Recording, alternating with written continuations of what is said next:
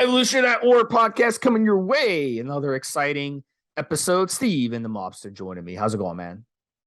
Good. Here we are, guys. We're going to give you more information and you know what to do with. Yeah, Mechano Growth Factor, MGF, our peptide series continues. So MGF is also known as IGF-1EC. It's a growth factor and repair factor that is derived from exercised or damaged muscle tissue. So it's a variant of IGF, and what makes MGF so special is the way it affects muscle growth. So it has the ability to cause wasted tissue growth to grow and improve, and it activates muscle stem cells and increases upregulation of protein synthesis. So this can rapidly improve your recovery and speed up your muscle growth in the process. So MGF initiates muscle satellite stem cell activation and also IGF-1 receptor domain. And that increases your protein synthesis turnover. So you're going to increase your muscle mass with the stuff in your system in the process. And if you ask a lot of guys who are peptide experts and peptide users out there, they'll say that MGF is one of their personal favorites out there. And it's considered one of the best variants of IGF that you can get a hold of in the market today because of the ability for it to provide site growth. And, it's really an amazing peptide here. And we're going to talk about how to use it. We're going to talk about how to dose it. We're going to talk about all that good stuff associated with it. So, look, at the end of the day, in the past, we had to depend on our bodies to produce IGF or MGF naturally, but not now. And they've been able to isolate and reproduce these peptide chains. So bodybuilders and athletes can now recover quicker and increase hypertrophy like never before. So Mobster, as a powerlifter, I would say this could work really good for powerlifting, especially after you lift on a heavy lift day. You can really come back a lot quicker. You can kind of use this on those muscles that you just put into the ground, I'll tell you what I'm thinking here, Steve, is when we look at medication, quite often on the forums, I'll say to guys, if you want to know how a steroid, how a peptide works, look at what it was originally developed for. And as we are talking, we're referring to an article that we're going to link into the podcast after. And when you're talking about muscle damage, Steve, I was actually thinking injury. And what I'm specifically thinking is occasionally, and this applies to some of the steroids that we've talked about in other podcasts, you're looking for a particular medical condition. If a person's had some terrible burn, they've been given steroids. If they've had cancer, they can be given steroids. If they've got HIV or AIDS, they can be given steroids. And all these things that can often, especially in the terms of cancer and burns, etc. And of course, when you're immobilizing a patient in bed, Steve, you're enabling them to retain that muscle because of the injury, because of the illness, or to regrow that muscle relatively quickly. And again, a doctor's not looking to add, 40 pounds to my bench press or 3 inches to my chest. What he's looking to do is have that patient recover. As often as not, Stephen, again, this is sometimes where the medication or the course of treatment is so potent, so powerful as to be catabolic. So again, they will give you anabolic steroids or peptides to help you to retain the size and the muscle tissue, and of course keep you healthy while they're hitting you hard with the requisite treatment, for example, again with cancer. And this is not unusual. So what I'm thinking here, Steve, is that's where the development comes from. That's what it's used for in terms of medical or clinical situations. Of course, us as bodybuilders, us as power athletes, we go, okay, now we're looking to cause something like damage. It's arguable when we're talking about, it's not like being hit with a hammer, Steve, or having a car accident. Trust me, guys, it might feel like that, but it isn't really. But you are kind of damaging the muscles. And so the ability to repair them quicker and the ability to grow them quicker in having had that damage is where, you're able to progress quicker. And as a power athlete, that means I would get stronger quicker because I'm recovering from my workouts. Because as a bodybuilder, it means that fraction of an inch that you want to put on your biceps happens that little bit sooner, because the damage you did curling weights in the gym has been repaired that much quicker again. So the body doesn't always see what you're doing to it any different in terms of physical response and chemical response to a mold injury. Like I said, it's not the same as having a car crash or some full-blown illness, but it's up there in terms of how your body will respond and the hormones and the peptides that your body itself will produce to enable you to recover. Again, assuming you give yourself sufficient time to recover with rest and rehab and so on and so forth. I would also think, Steve, this would be a great drug, as you say, if I was a powerfully and I'd had some kind of injury to enable me to rehab. Now, we will talk about other peptides that are very injury specific. I can think of two off the top of my head that you and I discussed in the pre-show. But this is one, again, where the benefits of growth hormone, which include tissue repair, but again, a specific peptide is going to have a specific method of action. Back to you, Steve. So base MGF, it's produced in our liver and it's secreted in the bloodstream. But the thing is, it only lasts for a few minutes before it breaks down. So that's just the way our bodies work. We're not robots here, you know, we're humans, and same thing with any other animal. So the nice thing about MGF is you can kind of take it and get that longer lasting effect in the body where you're enjoying that benefit. So when we work out, Mobster, obviously we're breaking down our muscles. Yeah. But the real growth is when our muscles heal and cells are able to grow and increase in size. So we don't grow our muscles while we train, we break them down. So this is where MGF is beautiful. So during that recovery phase, you can run it post-workout, and you can also run it on days you're not working out where you're recovering. So you can inject 200 micrograms bilaterally.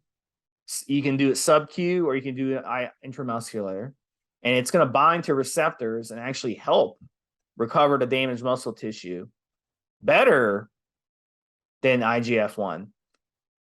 So it's been shown to signal satellite cells close to the damaged muscle tissue to grow, just as they were part of a damaged tissue cell. So your damaged cells, let's say you get in a workout, you know, on a powerlifting day, you're going really, really heavy. You're damaging your muscle cells a lot. That's why powerlifters, they'll go after like a competition where they're really maxing out. It's going to take them a while. The next day they're wiped. So this stuff is going to help offset that. So it's a really good weapon, whether you're a powerlifter, bodybuilder, you're a bodybuilder and you do a lot of drop sets, you really wear down those muscles. This is something to take, because it's cheating. It's basically cheating. You're getting what your body normally produces, but you're getting it by injecting it instead of only 5 or 6 minutes in the body. So, and then it's gone, right? So it's kind of it's like using a cheat code in a video game.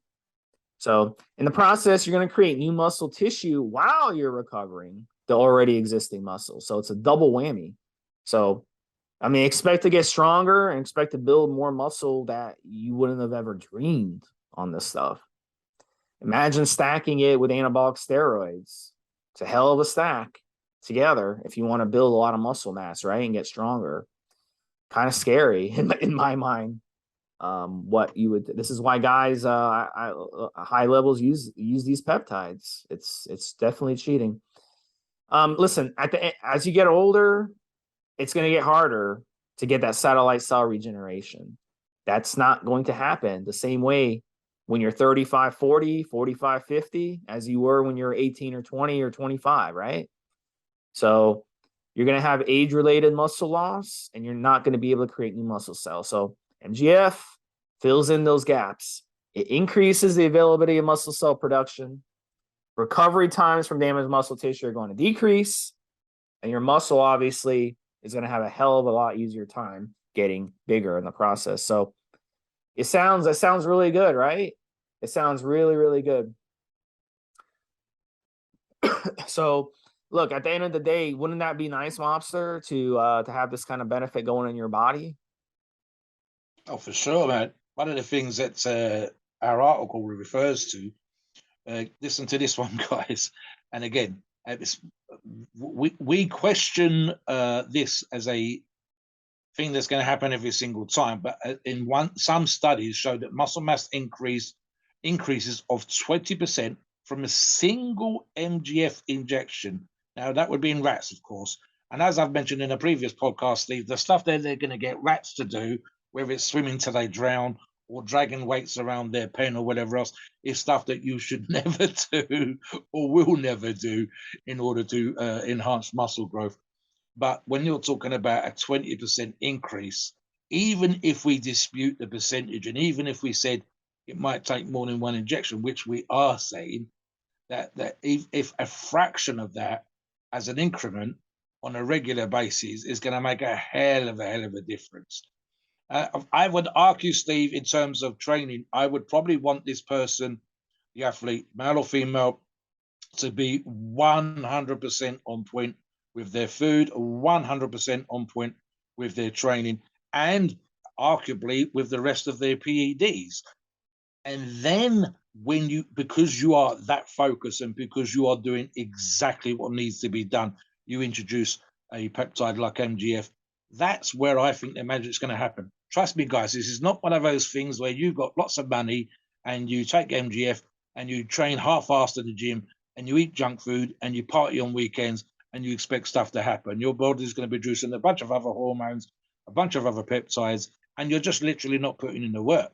But if you do put in the work, if your nutrition is on point, if your recovery is on point, and then you introduce MGF, I can see some serious magic happening, regardless of whether you're a strength athlete, you're on the athletics field, or whether you're a power athlete like myself. And then we would see, I hesitate, Steve, even if I only got a 1 or 2% increment, that would be fantastic at my level. That's basically PR for me, Steve. And then for yourself, if you're using MGF, you're talking about another 1/4 of an inch here and another 1/2 inch there and another 3 or 4 pounds on the scale, which again, at our level and for the length of time that you and I have been training, is amazing. Back to you. All right, so here's the thing. Whether you're using it, you can use an MGF on cycle, off cycle. Remember, these are peptides. You can be flexible with them. You don't have to use them necessarily every day. There's different ways to use it. There's different guys. You can experiment on which way works best for you based on your situation. Okay, so obviously, when you get the MGF, it's going to come in a white powder vial, right? You're going to have to reconstitute it. We talked about this on previous podcasts. Very careful. Needs to be stored in the fridge, not just after you reconstitute it, but also before. That's going to keep it lasting longer. Now, if you mix it, you leave it out on the counter for a day or two, it's going to go bad really quick. Okay, so you need to be very careful. You need to have a routine, a habit in place where you keep it in your fridge. I would just go ahead and inject it in your kitchen. This way you put it back. I've many times in the past, I've injected, somewhere else in the house, and then I'll leave the vial in that room, and I'll forget about it. And that's not good. So you want to make sure, I would just go ahead and inject in your kitchen. This way you put it right back in the fridge. It needs to stay in the fridge. Backwater, you can buy online. That's what I recommend you mix it with. And it's very delicate. Don't mix it quickly. Don't spray the powder when you're putting the backwater in the vial, et cetera, et cetera. Okay, so MGF doesn't need to be systematically administered. Okay, it has a long half-life. It can circulate your body, binding to the receptors when muscle tissue damage has taken place. A lot of guys, though, like to inject it intramuscular into the muscle that they trained. Some people think it helps. So I've seen both seem to work. Okay, so you can do it that way, or you can just take it systematically with a slim pen. But a lot of guys seem to believe that taking it as close to the muscle that they worked is the best way to do it. Listen, at the end of the day, I truly believe if you just inject it with a slim pen, it's going to travel. So you don't have to torture yourself and inject it deep into a muscle. Mobster, jump in on that one. I'm just thinking, Steve, I mean, you are literally going to be causing muscle tissue damage injecting into a muscle. And trust me, guys, the few of you that have done it that particular way, and I'm not just referring to MGF, but other performance enhancing drugs, it's uncomfortable, Steve. I mean, the classic example when I've looked at site enhancement just from a study point of view, just to see what it's about and what the guys are doing. And the classic one would be injecting into your bicep. Now, guys, you kind of half have to be in that kind of bicep pose position, and then you need kind of injecting literally right as deep into the muscle as you can possibly get, which is uncomfortable and much easier if someone else does it. But let's assume that you're doing it, and then right after that, you're going to go hit the gym. Trust me, it's not nice. It really isn't. I would be. It's going to feel like you bruised it, Steve. It's going to feel like you've taken a punch to your bicep, and you've got to train like that for the rest of the workout. No. I'd much rather rotate sites through the body and just into the muscle, because again, guys, this is a fraction of it's a tiny amount of fluid. It's a very, very small amount of peptide. It's not. This for me would probably be a lot easier to do than me doing, for example, a short ester steroid where I've got to rotate sites through the body, but I'm using a much longer pin and I'm putting a much larger, proportionately speaking, amount of fluid in. And for me, it would just be too uncomfortable. However, the idea that I can, for example, the classic site would be that little fold of skin between the hip and the belly, and you just pull up the belly a bit and you jab it into the little fold of skin there. Fine. Yeah, no problems at all. Or into the shoulder again. Just as long as you can reach it, it's comfortable, it's easy to do. If you've got a partner or a training buddy there to do it for, so much the better. I can't see people necessarily running this for long periods of time, short periods of time, again through the year, etc., etc. Structurally, and I'm talking about training structurally, nutrition structurally, and the idea that you're looking to grow. In my opinion, Steve, the younger guys, the younger listeners are going to say, I want to grow all the time. But the reality of the situation is it should be certain periods of the year. So I'm thinking of, back to the late Paul Bryson that I've mentioned on the previous podcast, Steve, and something that he said, and this is where I can see a peptide like MGF really, really working well. I work up to a single 1 rep max in my bench press every year. I've done it for the previous 3 years. I'm doing it for this 4th year in a row. And that peak of strength would be a great time for me to then introduce MGF. The same thing whether I was using other anabolics or other hormones or other peptides. Work to the point where once a year, whether it's for a competition, once a year, if you guys are hitting the beach and that's the one time that you want to look your absolute best. Obviously, if you're a competing bodybuilder, a competing athlete, or even if you're out on the field of play, if you've got a big championships coming up, the nationals, the big international, this must be the time that my combination of training, my combination of nutrition and recovery, and specifically my performance enhancing drug use would be at its best. There might be mini peaks through the year, I might do smaller competitions, but the one competition, as the Olympics would be a good example, Steve, would be the big competition, the main one. It's once every 4 years. That's when I'm going to run everything. I'm going to do. There'll be no plan B. There will be everything that I need to do is on the table. Training is 100%. Nutrition is 100%. Recovery is 100%. My base steroids, my base peptides are 100%. And then I bring in something like MGF just to give me another 1 or 2%. Again, as I mentioned earlier on, people, it's the difference between us as athletes and the clinical situations where this has been greatly used for maintaining and repairing broken down muscle on injured patients that are under serious medical ailments. And if it can keep muscle tissue on them, then adding that 1, 2, or 3% advantage to you as a top athlete, as someone that's looking to gain that edge. As an example, Steve, this year, if I was competing in the Mr. Olympia and I want to take my game to the current Mr. O, Big Ramy, then I would want to be looking for that edge that gets me right up next to him on stage so I can show people what I've done. And this would be something that I can see the competitors, his closest rivals, looking for their edge.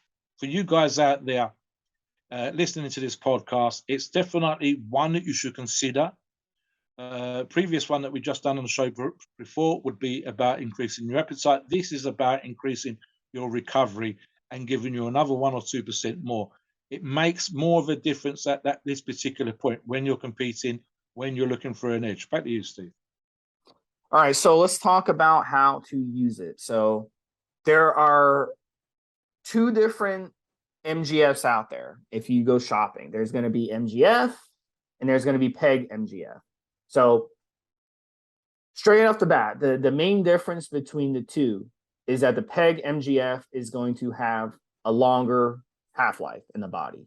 So that's pretty much the difference. So you're going to be paying almost twice as much for PEG MGF for that reason. So a lot of guys, they like to take the MGF. It's cheaper. It's in your out of your system. And a lot of guys like to go with the PEG MGF. It's in your system longer. So it really just depends on what you're looking for.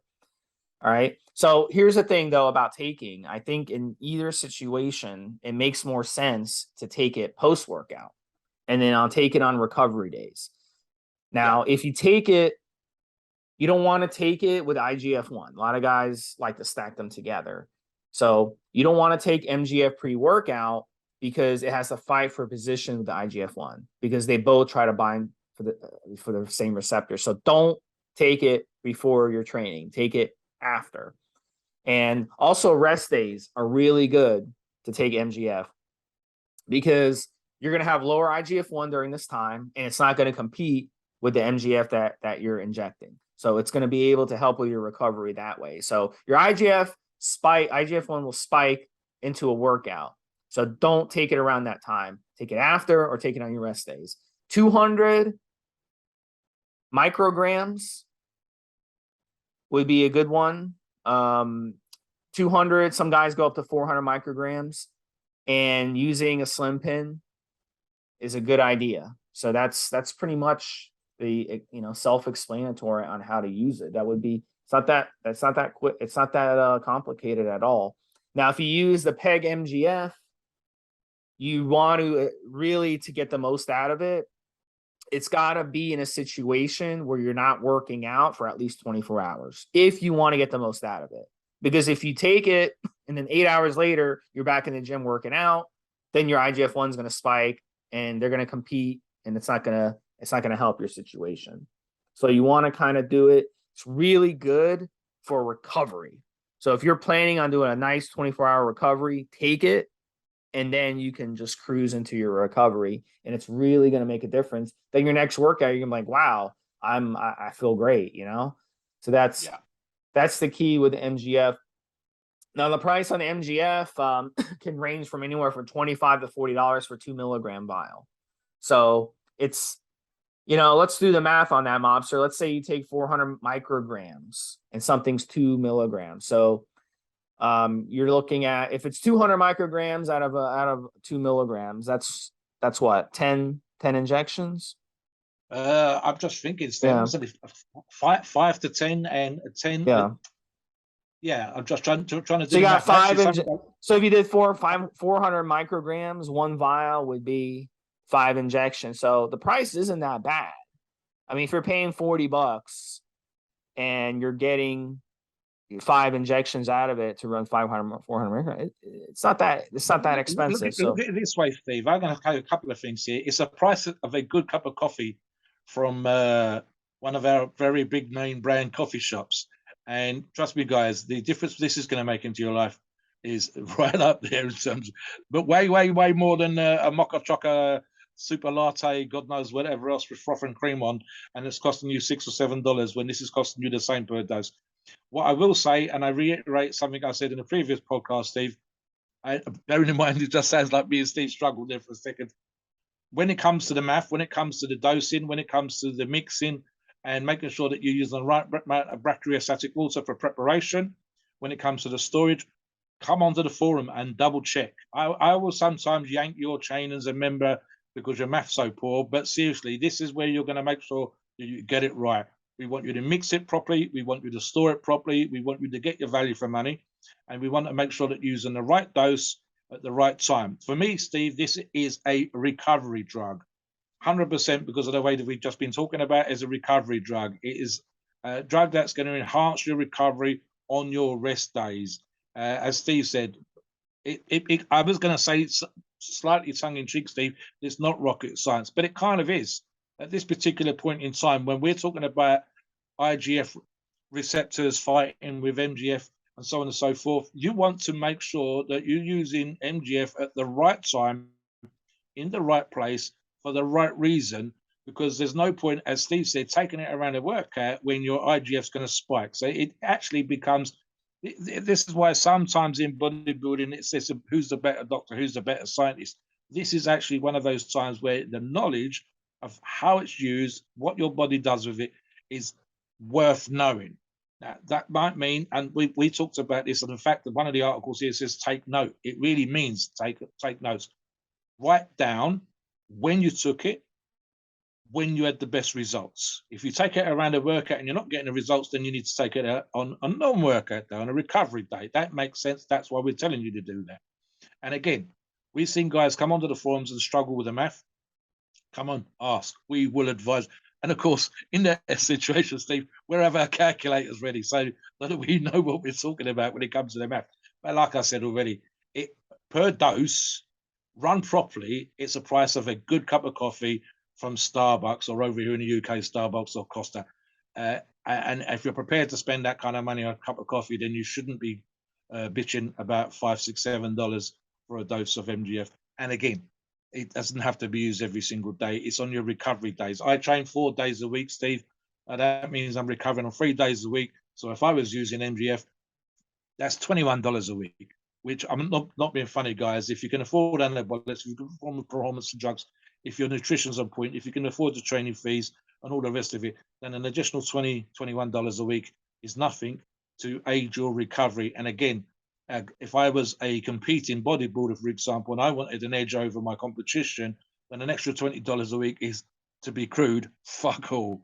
When bodybuilding is sometimes described as chemical warfare, and it comes down to who's got the greatest bank balance, this is kind of a cheap way to get the edge on your competition. And then, 3 days a week, Steve, $21 a week for me to get the edge on my competition. That seems to be next to nothing. And again, guys, obviously, as we do this podcast, that's based on current prices. So keep that in mind if you're listening to it 20 years from now. Yeah, back to you, Steve. So there are some side effects. The main side effect that most people will complain about is the hypoglycemia and low blood sugar on this one. So you want to make sure you're eating your good quality carbs after you take it. If you're taking the PEG version, it's going to be a long half-life. You may, for the next 12 hours, have some, hypoglycemia issues. So you make sure good quality carbs, your sweet potatoes, your brown rice, your fruit. Fruit is your friend. Always, if you have this type of issue, taking these peptides, fruit is your friend. It's full of minerals, vitamins. It's full of electrolytes. I don't know why people are scared of taking fruit. It's got fiber.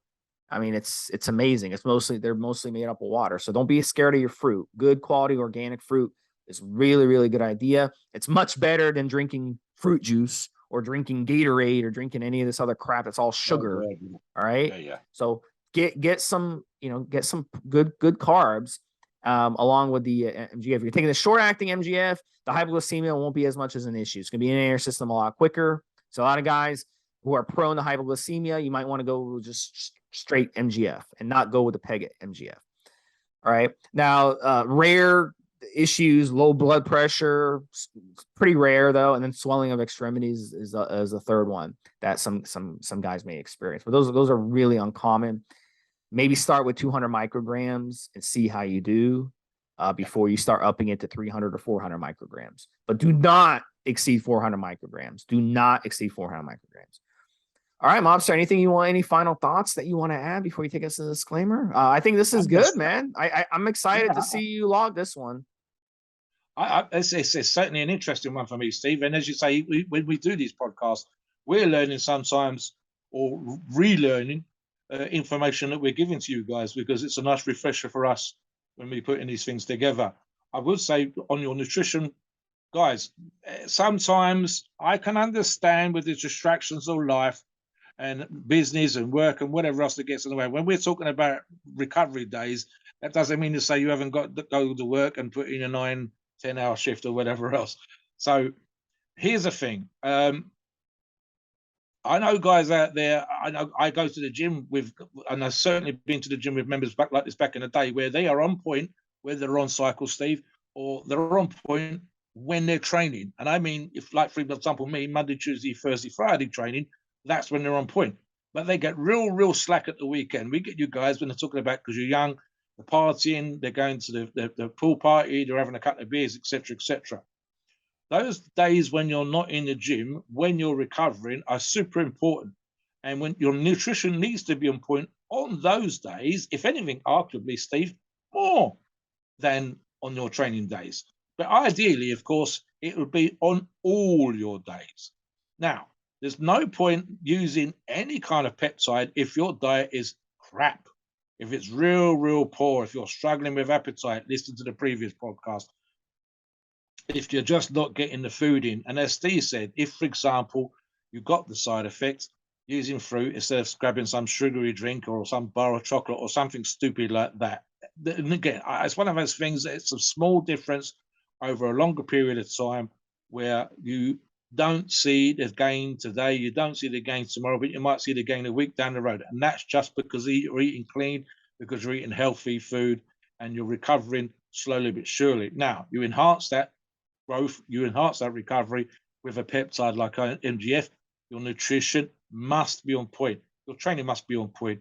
Your math, when it comes to mixing, must be on point. Your storage needs to be on point. Guys, this is a sort of thing for me where, as we are recording this podcast, as we are relearning and updating information for ourselves, just for you, as we do so, you need to have those things in mind, that you're going to start thinking and acting like you're a professional athlete. And that's in all aspects, from psychological, getting your ass, getting your brain in gear, from nutrition, from training, from rest and recovery, from massaging, from making sure you don't get injured, making sure you warm up properly. And then when we get into the performance enhancing drugs, making sure that the dose is on point, making sure that you know where to jab, making sure that you know how to rotate sites. And again, with MGF, making sure that it's not competing with IGF, making sure in this particular case that it's used on a rest day to get the maximum out of it, that is stored, mixed, everything else on point, and that your dosing is on point. And I think the reason for, not exceeding the 400 micrograms that Steve refers to would literally be there is with some drugs a point beyond which you will not see any extra gains. This kind of knowledge, these kind of podcasts giving you that kind of knowledge, refreshing our knowledge even as we do the podcast, is how we get to be our absolute best. Keep that in mind, guys. All right, great show, buddy. Take us to disclaimer. Please note, we are not doctors, and opinions on these shows are ours and ours alone. It's our view and based on our experience and views on the topic. Our podcasts are for informational purposes and entertainment only. The freedom of speech and the First Amendment applies.